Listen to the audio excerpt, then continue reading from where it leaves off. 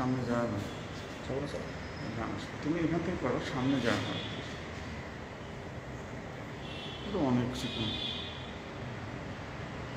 থাক থাক থাক, কোন একটু সাপোর্ট দেবে স্যার? স্যার সাপোর্ট দেবে স্যার। ওকে, স্টার্ট হয়েছে।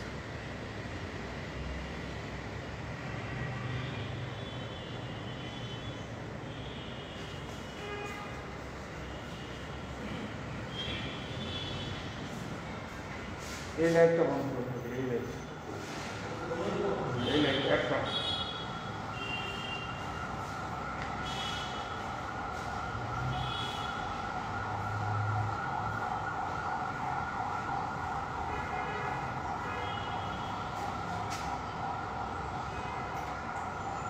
এবার ঠিক আছে। না না না, হয়নি।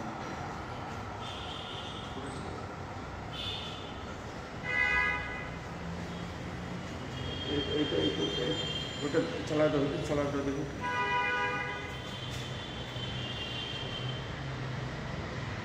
এইটা এবার এসে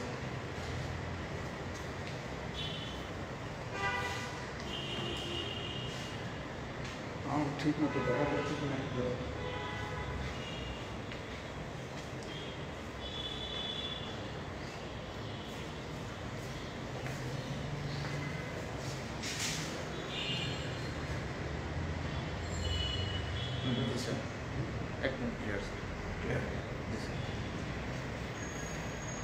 আসসালামু আলাইকুম প্রিয় শিক্ষার্থীবৃন্দ, তোমাদের সবার আজকের ক্লাসের প্রস্তুতির জন্য সুস্বাগতম। আমাদের রসায়ন ক্লাসের ধারাবাহিকতায় আজকে আমাদের পড়াশোনার বিষয় হল দ্রাব্যতার গুণফল।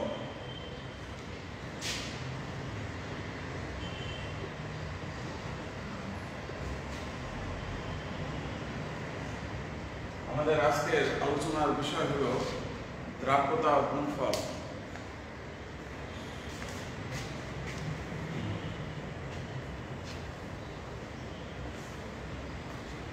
আমরা আজকে দ্রাব্যতা গুণফলের উপর আলোচনা করব।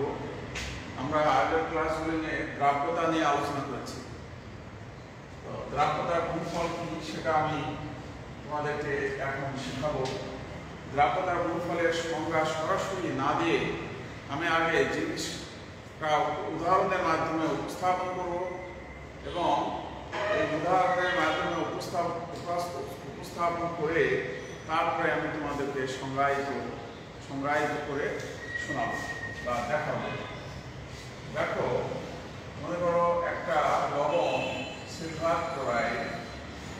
এই লবণটা যখন আয়নিত হবে, পানিতে আয়নিত হবে, তখন silver ion plus chlorine ion এইভাবে আয়নিত হবে।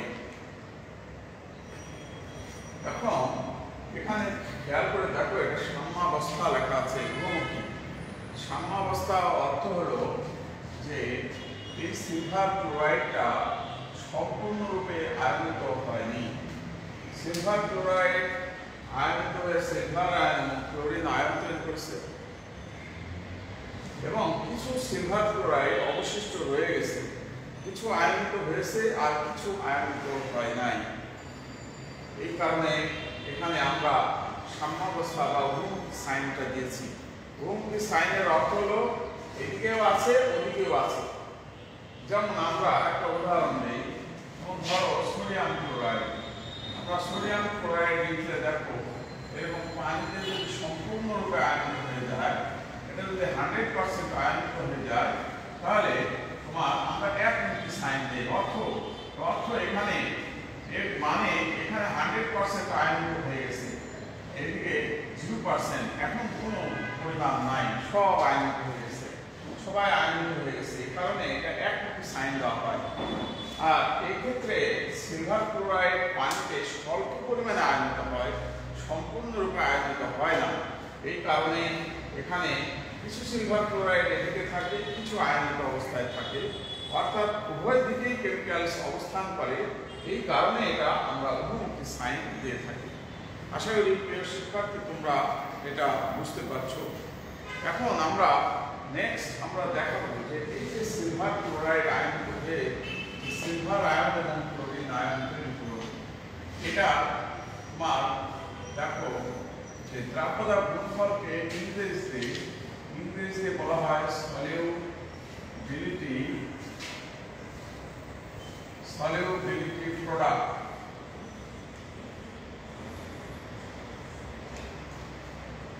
দ্রাবকতার গুণফলকে ইংরেজিতে বলা হয় সলিউবিলিটি প্রোডাক্ট। তো এই সলিউবিলিটির এস আর প্রোডাক্টের পি, অর্থাৎ এই KSP দিয়ে যদি লিখি তাহলে বুঝতে হবে এটা দ্রাবকতার গুণফল। দ্যাট মিন্স এই ওয়ার্ডটাকে বলা হয় দ্রাবকতার গুণফল। দ্রাবকতার গুণফল তাহলে কি হবে? যে আয়ন দান করেছে সেই আয়নের যে ঘনমাত্রা, এই আয়নের ঘনমাত্রা গুণফলের, এটা গুণফল নট যোগফল, গুণফলের সমান। এখন থার্ড ব্র্যাকেট অর্থ কি? আমরা থার্ড ব্র্যাকেট অর্থ কি বুঝি এটা এখন আমাদেরকে একটু দেখতে হবে। আশা করি সবাই দেখতে পাচ্ছ, তোমাদের মন্তব্য এমন কিছু নাই।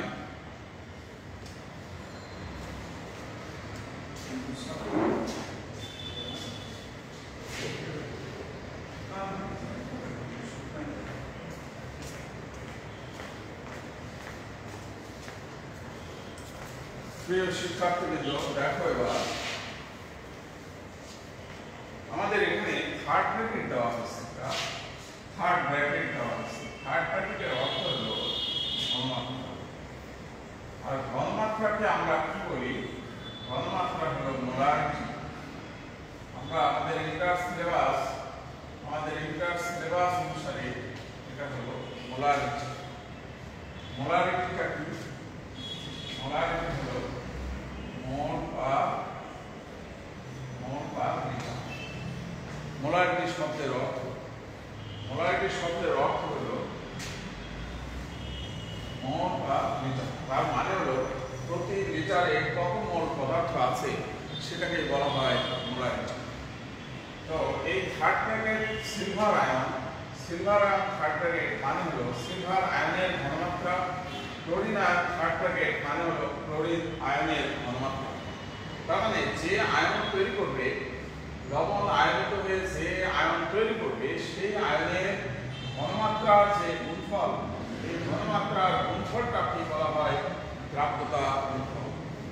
আর এইটুকুকে বলা হয় আয়নিক গুণফল।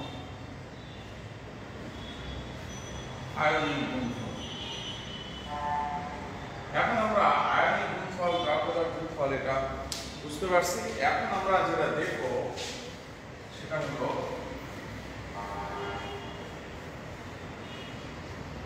অন্য লবণ দ্রবণের জন্য পাশাপাশি দেখো।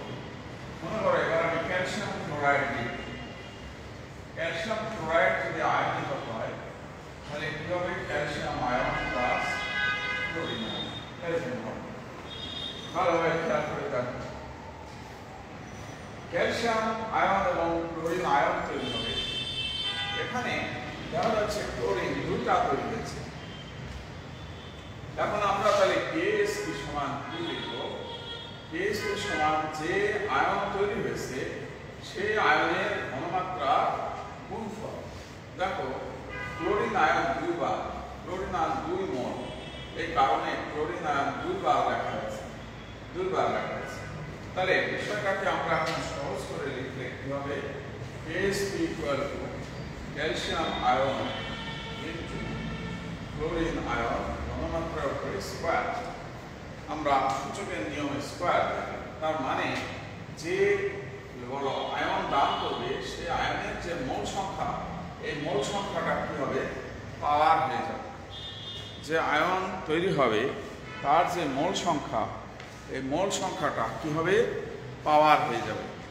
প্রিয় শিক্ষার্থীবৃন্দ, আশা করি আমার এই আলোচনা থেকে তোমরা এই পড়ালেখাগুলো বুঝতে পেরেছ। এখন আমরা আরও উদাহরণ দেখাবো। দেখে আমরা করব।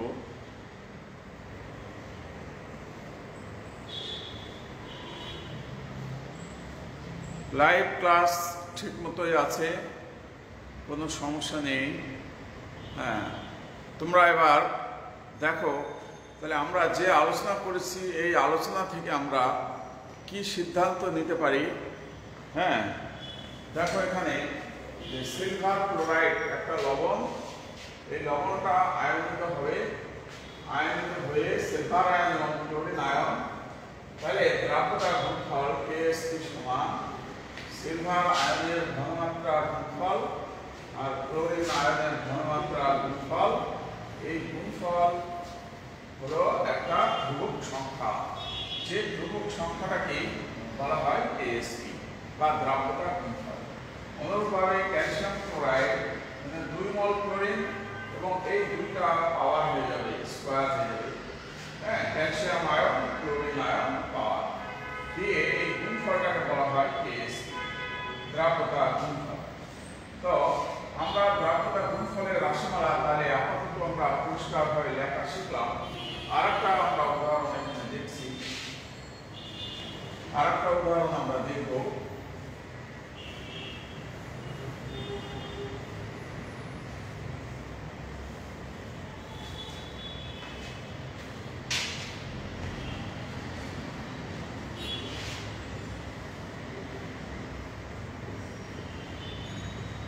দেখো অ্যালুমিনিয়াম ক্লোরাইড,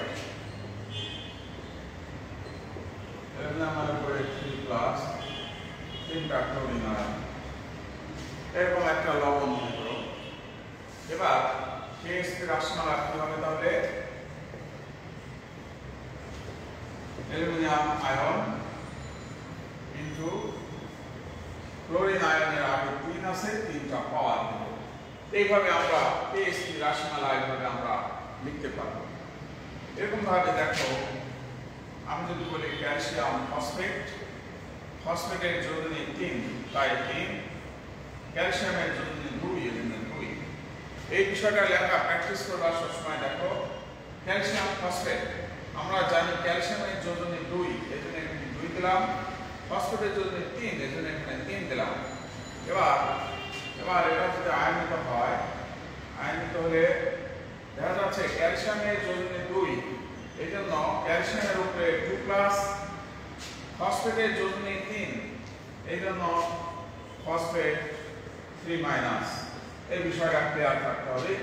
এখানে দেখো ক্যালসিয়ামের 3টা আছে, এই জন্য এখানে 3 বসবে, 3 বসবে। আর ফসফেটের এখানে 2 আছে, এই জন্য এখানে 2 বসবে। আশা করি প্রিয় শিক্ষার্থীবৃন্দ তোমরা বিষয়টা বুঝতে পেরেছো। এবার ওকে, তোমাদের মন্তব্যগুলো আমি দেখলাম, সব ঠিক আছে। আমি ক্যালসিয়াম ফসফেটটা আবার ক্লিয়ার করি, তোমরা ভালোভাবে দেখো। ক্যালসিয়াম ফসফেট, ক্যালসিয়ামের যোজনী হলো 2, হ্যাঁ, এই জন্য ক্যালসিয়ামের উপরে 2+ লেখা হয়েছে। তারপরে দেখো ফসফেটের যোজনী 3, এই জন্য ফসফেটের উপরে দেখো 3- লেখা হয়েছে। হ্যাঁ, দিয়ে তারপরে ব্যালেন্স করা হয়েছে। ওকে প্রিয় শিক্ষার্থীবৃন্দ, এবার দেখো তাহলে এবার KSP রাশিমালা কি হবে? KSP সমান ক্যালসিয়াম আয়ন, এই 3টা এখানে কি হবে? পাওয়ার হয়ে যাবে। আর ফসফেট 3-, সামনে 2 আছে, 2টা পাওয়ার হয়ে যাবে। এইভাবে তাহলে আমরা KSP রাশিমালা এখন আমরা সবাই লিখতে পারবো যে কোনো যৌগের। KSP রাশিমালা লেখার সময় খেয়াল রাখতে হবে যে যোজনী, এখানে ভালোভাবে দেখো 2, এই 2 মানে ক্যালসিয়ামের যোজনী 2, এই কারণে ক্যালসিয়ামের উপরে 2+, আর এখানে দেখো ক্যালসিয়ামের এখানে 3 মানে ফসফেটের যোজনী 3, এই কারণে এখানে ফসফেট 3-। এখানে 2টা ফসফেট, এজন্য এখানে 2, এখানে 3টা ক্যালসিয়াম, এজন্য এখানে 3। তাহলে KSP সমান ক্যালসিয়াম আয়ন ঘনমাত্রা এবং ফসফেট আয়ন ঘনমাত্রা 2 আছে তাই স্কয়ার, 3 আছে তাই পাওয়ার কিউব। সবসময় মনে রাখতে হবে মোল সংখ্যা পাওয়ার হয়ে যাবে। প্রিয় শিক্ষার্থীবৃন্দ, আসলে তোমরা এখন দ্রাবতার গুণফল রাশিমালা কিভাবে লেখা হয় সেটা তোমরা পেয়ে গেছো। এখন আমরা এই যে আলোচনা, এই আলোচনার উপর ভিত্তি করে আমরা এখন সংজ্ঞা লিখব। দেখো কিভাবে সংজ্ঞাটা আমরা লিখতে পারি।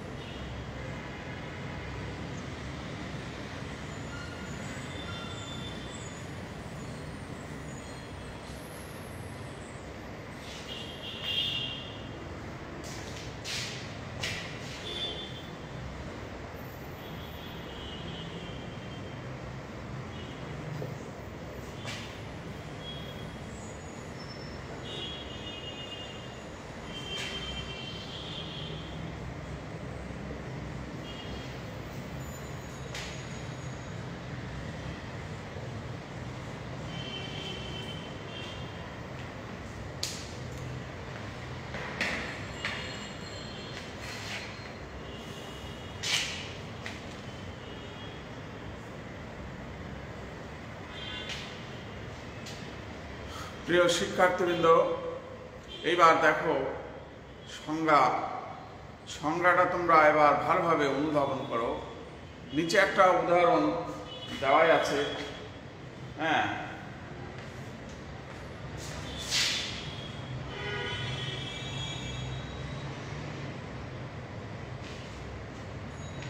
নিচে দেখো একটা উদাহরণ দেওয়া আছে।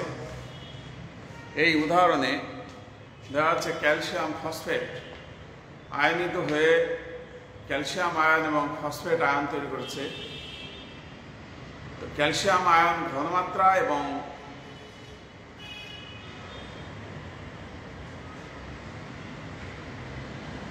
ওকে, থ্যাংক ইউ।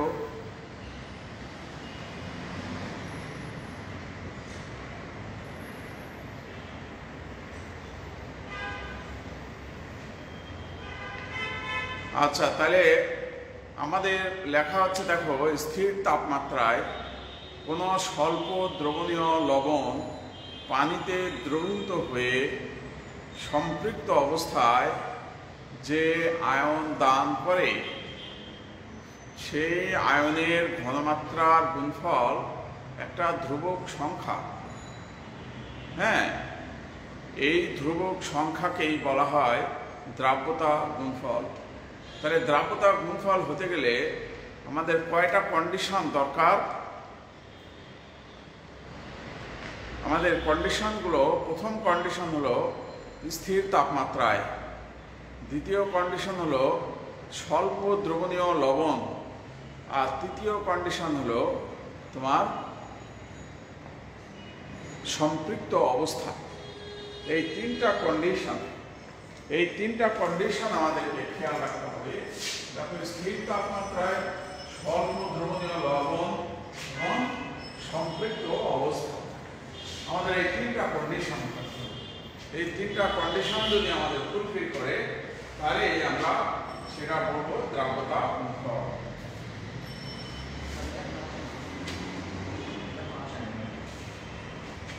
তাহলে এখন যদি সাপোজ সম্পৃক্ত অবস্থা না হয়, যদি অসম্পৃক্ত হয়, তখন আমরা দ্রাব্যতা গুণফল বলবো না। হ্যাঁ, তখন দ্রাব্যতা গুণফল বলা হবে না, আয়নিক গুণফল বলা যাবে। তবে একটা জিনিস মনে রাখতে হবে, আয়নিক গুণফল শব্দটা নিয়ে আমি একটু আলোচনা করে দিই।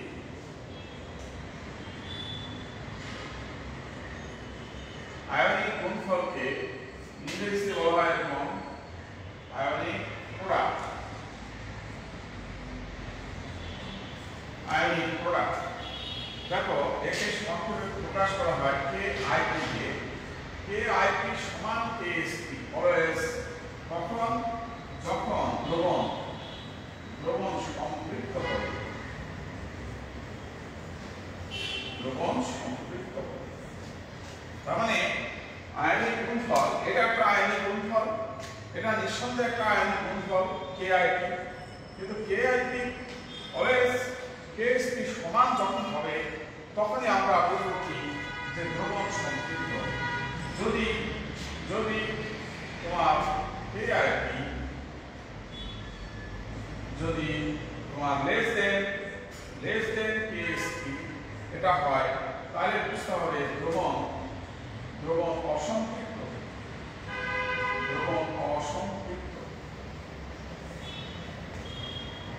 বিষয়টা তাহলে ভালোভাবে খেয়াল করে দেখো যে আমার যদি KIP KSP সমান হয় তাহলে আমরা বুঝবো যে দ্রবণটা সম্পৃক্ত অবস্থায় আছে।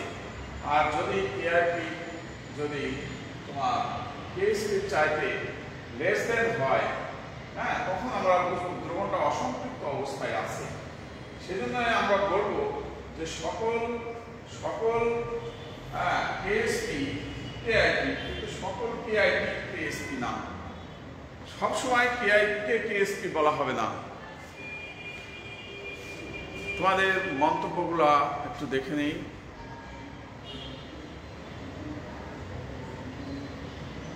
হ্যাঁ, রাকিব আহমেদ সময় মতো আসবে। ওকে, তাহলে আমরা কি দেখতে পাচ্ছি? আমরা দেখতে পাচ্ছি যে দ্রবণ সম্পৃক্ত যদি হয় তাহলে KIP এবং KSP সমান বলব, আর যদি দ্রবণ অসম্পৃক্ত হয় তাহলে KIP লেস দেন KSP। এর মানে হলো যে সকল দ্রাব্যতা গুণফল KIP, কিন্তু সকল KIP দ্রাব্যতা গুণফল হবে না। হ্যাঁ, দ্রাব্যতা গুণফল হতে গেলে প্রথম শর্ত হলো তাকে দ্রবণটা সম্পৃক্ত হতে হবে। দ্রবণ যতক্ষণ সম্পৃক্ত না হবে ততক্ষণ দ্রাব্যতা গুণফল আমরা এই কথাটা আমরা বলতে পারবো না। প্রিয় শিক্ষার্থীবৃন্দ, আমরা তাহলে আজকে এই পর্যন্ত যে আলোচনা করলাম, এই আলোচনাতে আমরা দ্রাব্যতা গুণফল জিনিসটা কি সেই সম্বন্ধে আমরা পূর্ণ আলোচনা করেছি। এখন আমরা এই দ্রাব্যতা গুণফলের উপরে কিছু দ্রাব্যতা গুণফলের উপরে আমরা কিছু এখন প্রবলেম আলোচনা করব। কিভাবে অঙ্ক করতে হয় এই বিষয়গুলো আমরা এখন একটু দেখব। তো আমরা বোর্ডটা তাহলে এবার মুছে ফেলি। তোমরা সবাই আশা করি লিখে ফেলেছ।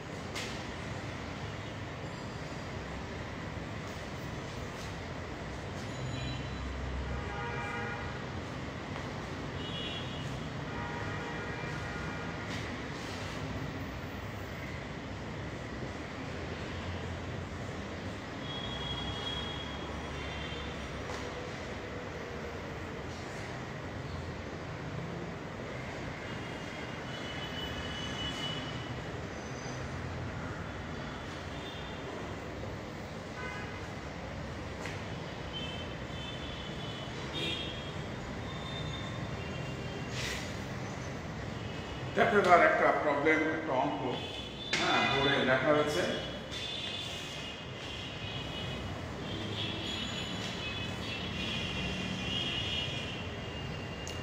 হ্যাঁ, আসিফ বলেছ কেআইপি বড় হলে কি হবে? কেআইপি বড় হলে দ্রবণ অতিপৃক্ত হয়ে যাবে, তখন অধক্ষেপ পড়বে। হ্যাঁ, এখানে আসিফ একটা প্রশ্ন করেছে, যদি কেআইপি গ্রেটার দেন কেএসপি হয় তাহলে দ্রবণ অতিপৃক্ত হবে, অতিপৃক্ত হবে। আর দ্রবণ অতিপৃক্ত হবে মানে দ্রব অধভুক্ত হবে।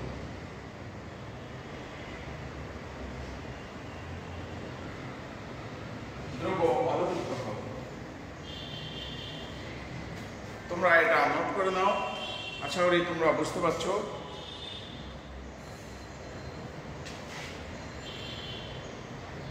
কেআইপি যদি বড় হয় তাহলে দ্রবণ অতিপৃক্ত হয়ে যাবে এবং এই ক্ষেত্রে দ্রব তখন অধপৃক্ত হবে, দ্রব পাত্রের তলায় জমা হবে।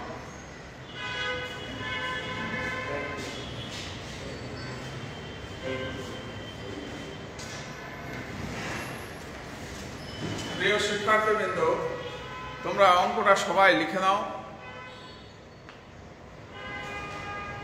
অঙ্কটা লিখেছ, এবার আমরা অঙ্কটা লবণটা কি লবণ এখানে আমরা বলে দিই। হ্যাঁ,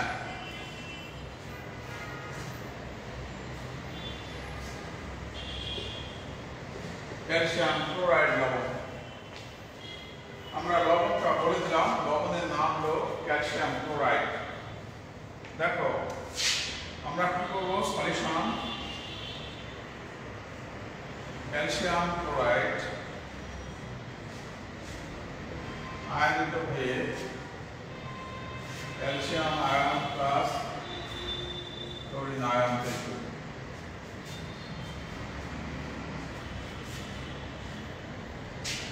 এবার আমরা ধরে নিচ্ছি যে ক্যালসিয়াম ক্লোরাইড S মোল দ্রবীভূত হয়েছে, তাহলে স্বাভাবিকভাবে S মোল যদি বিক্রিয়া করে, সব আমি আগে শুরুতেই বলেছি যে এই পদার্থ সম্পূর্ণরূপে আয়নিত হয় না। ধরা যাক S মোল আয়নিত হলো, S মোল এই পদার্থের যত মোল আছে তার ভিতর থেকে S মোল যদি আয়নিত হয় তাহলে এরপরে সে S মোল এবং 2S মোল তৈরি হবে। এটা খেয়াল করে দেখো যে 1 মোল পদার্থ থেকে 1 মোল তৈরি হয়েছে, তাহলে S মোল ভাঙলে S মোল তৈরি হবে। 1 মোল পদার্থ ভেঙে 2 মোল ক্লোরিন আয়ন হয়েছে, তাহলে S মোল ভেঙে 2S মোল দ্রবণ তৈরি হবে। ওকে, এখন আমরা যেটা করব যে KSP রাসায়নিক সমান কি, ক্যালসিয়াম আয়ন ক্লোরিন আয়ন দুটা স্কয়ার হয়ে যাবে।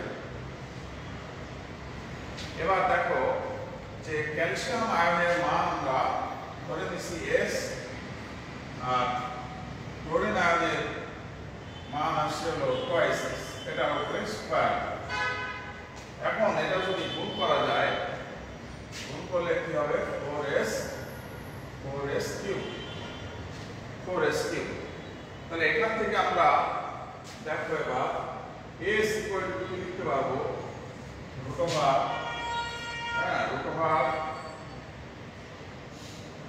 3 KSP ভাগ S, KSP ভাগ 4, KSP ভাগ 4। তাহলে আমরা এই পর্যন্ত আসতে পারি। এখন এখানে S ইকুয়াল টু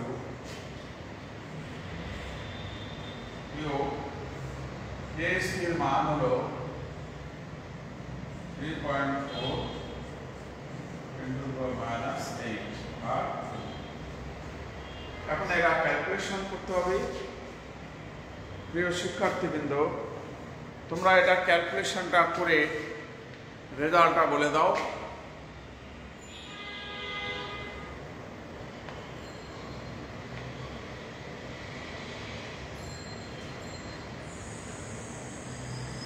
এটার ক্যালকুলেশন করে রেজাল্টটা কি হবে দেখো।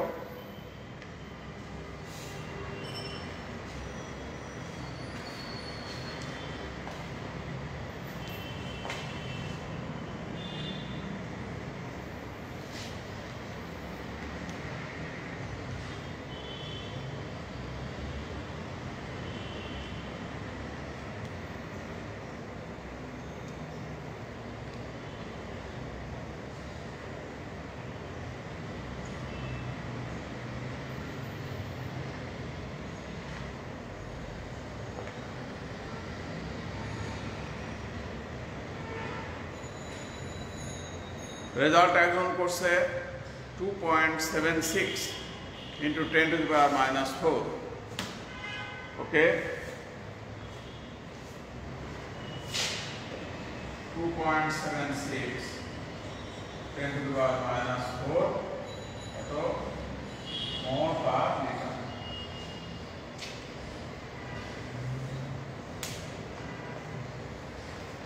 প্রিয় শিক্ষার্থীবৃন্দ, তোমরা সবাই ক্যালকুলেশনটা লেখো। ক্যালকুলেশন দুই রকম হয়ে গেছে, আর একজন করছে 2.04 10 to the power minus 3। ওকে, যে যেটাই করো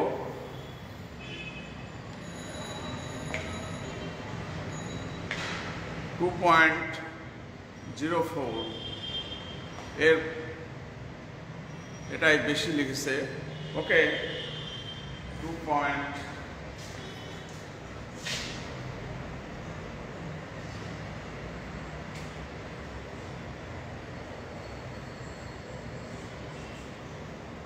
এই রেজাল্টটা যদি হয়, ওকে, রেজাল্ট একটা আসবে।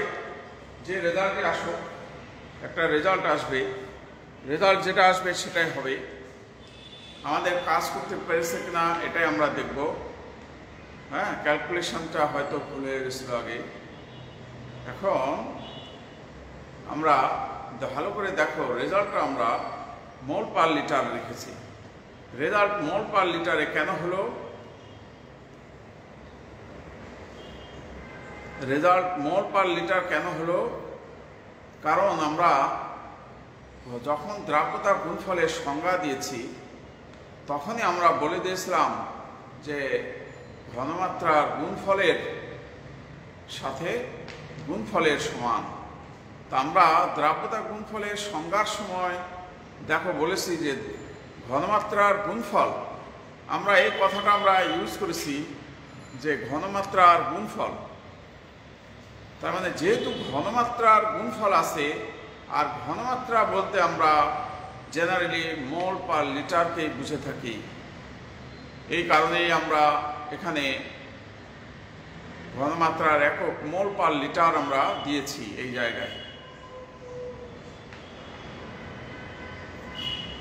ওকে, প্রিয় শিক্ষার্থীবৃন্দ, এবার আমরা আরেকটা অঙ্ক করব, তোমরা সেটা দেখো। এই অঙ্কটা তোমরা সবাই লিখে নাও। এবার আমরা আরেকটা অঙ্ক করব।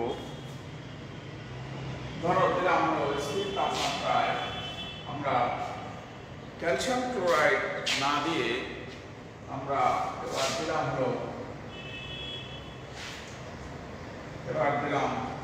ধরো চেঞ্জ করে এবার অ্যালুমিনিয়াম ক্লোরাইড দিলাম।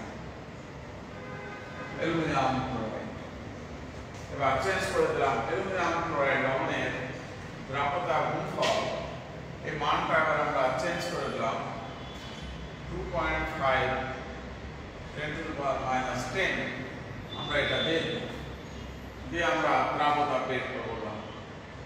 তাহলে এই ক্ষেত্রে আমাদের সলিউশন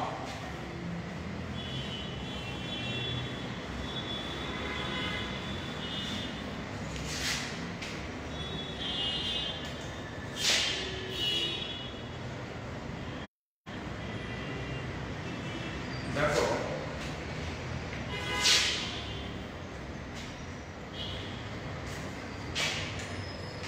অ্যালুমিনিয়াম ক্লোরাইড দ্রাব্যতা এখানে একটু বলে দিই, দ্রাব্যতা গ্রাম পার লিটারে বের করি।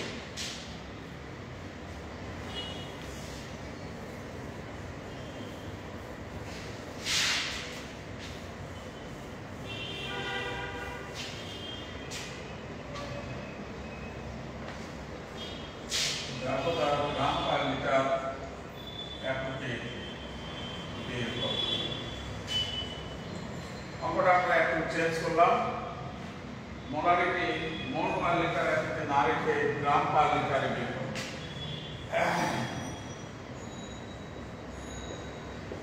অ্যালুমিনিয়াম আয়ন প্লাস 3টা ক্লোরিন আয়ন,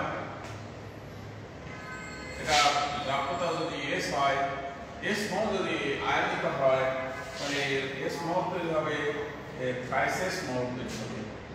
এবার KSP equal to aluminium ion ঘনমাত্রা, এখানে ভালোভাবে দেখো যে এবার ক্লোরিন আয়ন ঘনমাত্রা 3 আছে, আমরা পাওয়ার দিলাম কিউ। এবার অ্যালুমিনিয়াম আয়ন দেওয়া আছে S মোল, ক্লোরিন আয়ন দেওয়া আছে হলো 22 মোল, তার উপরে কিউ। এবার দেখো 3 থেকে 9, 3 9 27, 9 27 S to the power 4, 27 S to the power 4। এবার দেখো অতএব S ইকুয়াল টু KSP ভাগ 27।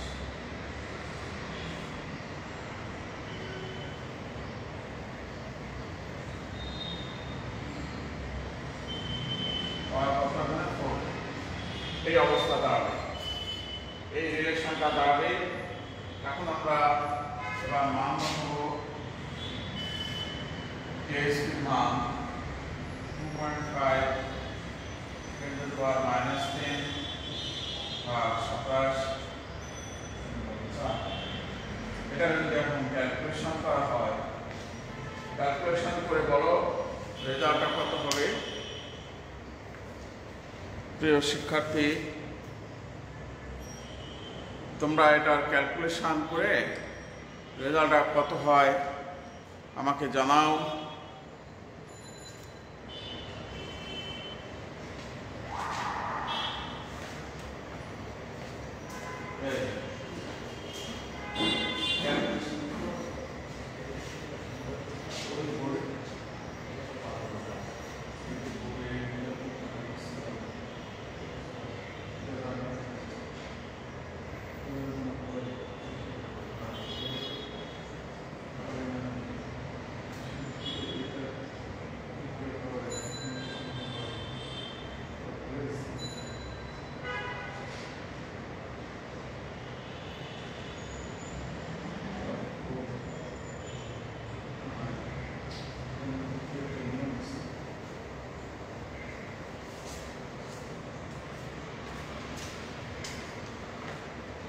ওকে প্রিয় শিক্ষার্থীবৃন্দ, রেজাল্ট হবে 2.81 10 to the power minus 3। আর একজন লিখছে 1.74, সবাই 1.74। ওকে, তাহলে 1.74 10 to the power minus 3 এত মোল পার লিটার।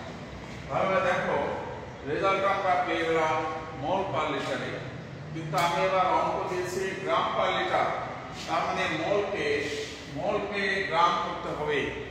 প্রিয় শিক্ষার্থীবৃন্দ, ক্লাস 10-এ আমরা মোলকে গ্রাম করেছি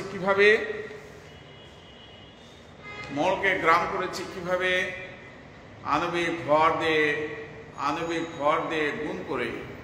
তার মানে অ্যালুমিনিয়াম ক্লোরাইডের আণবিক ভর এখন জানা লাগবে। হ্যাঁ, অ্যালুমিনিয়াম ক্লোরাইডের আণবিক ভর এখন জানা লাগবে।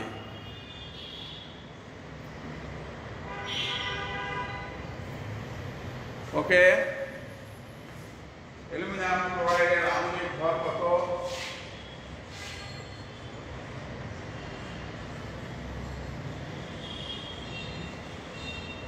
অ্যালুমিনিয়াম হলো 27 প্লাস 3 × 35।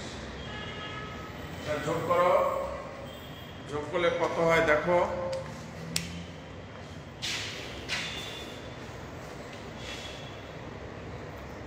35.5 ইন্টু 3 যোগ 27 133.5, এটা হলো 35.5, 133.5, অতএব s equal to 1.74 10 to the power minus 3 into 133.5। এটা গুণ করো এবার, এটা গুণ করলে যেটা হবে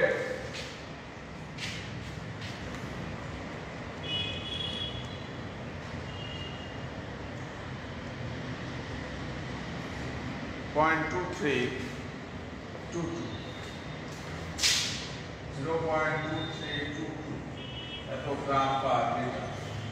তাহলে আমরা দেখো এবার রেজাল্ট গ্রাম পার লিটারে বেরিয়ে এসছে। প্রিয় শিক্ষার্থীবৃন্দ, আশা করি তোমরা এখন সব পারবে। ওকে, আমি তোমাদেরকে একটা হোমওয়ার্ক দিয়ে দিচ্ছি। দেখো, HW স্থির তাপমাত্রায় আমরা এখানে ক্যালসিয়াম ক্লোরাইড না দিয়ে আমরা দিয়ে দিলাম অ্যালুমিনিয়াম সালফেট। লবণের দ্রাব্যতা গুণফল যথাক্রমে মানটা আমরা চেঞ্জ করে দিলাম, একটু 10⁻12 দিয়ে দিলাম। দ্রাব্যতা গ্রাম পার লিটার এককে বের করো। এটা হলো হোমওয়ার্ক। প্রিয় শিক্ষার্থীবৃন্দ, এই হোমওয়ার্কটা তোমরা করবা। এই হোমওয়ার্কটা তোমাদের আগামী দিন থাকলো। তোমরা অঙ্কটা আশা করি তোমরা সবাই লিখে ফেলেছো।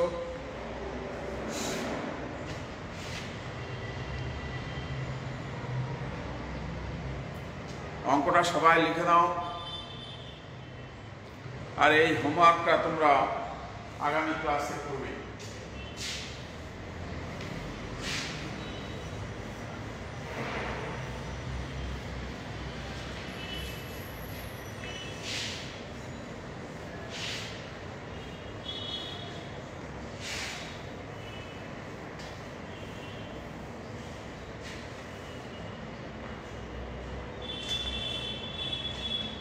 এই হোমওয়ার্কটা তোমাদের থাকলো, তোমরা সবাই হোমওয়ার্কটা করবে।